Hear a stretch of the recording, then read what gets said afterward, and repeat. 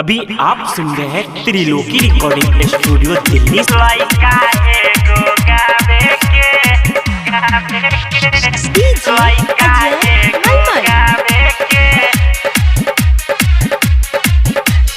रनिया के खोजा हट भइल आंगन में चुमावे के, रनिया के खोजा हट भइल आंगन में चुमावे के। रनिया लेके भागल बिया लइका एगो गावे के, रनिया लेके भागल बिया लइका एगो गावे के।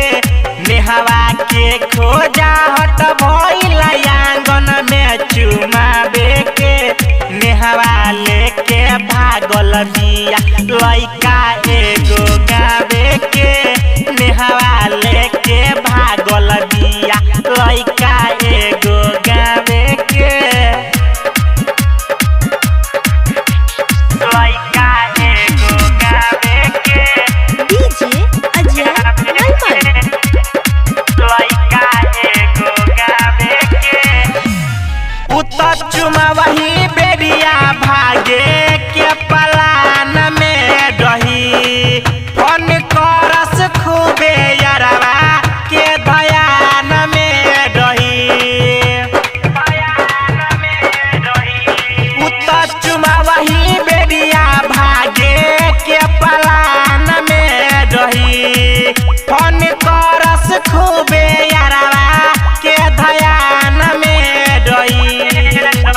नैहर के ई बिगड़ल सिखनी नजरी मिलावे के, सोनमा लेके भागल बिया लइका एगो गावे के, सोनमा लेके भागल बिया लइका एगो गावे के।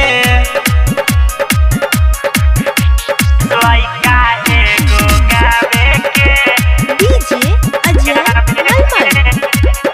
लइका एगो गावे के।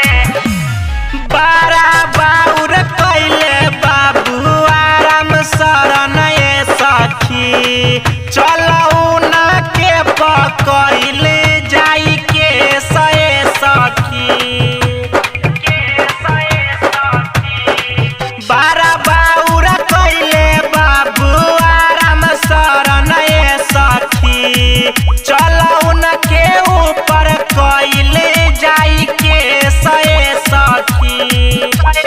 गायक तीरा लोकी खाली छुअत रहिए ढोढ़ी के, प्रीतिया लेके भागल बिया लइका एगो गावे के, प्रीतिया लेके भागल बिया लइका एगो गावे के।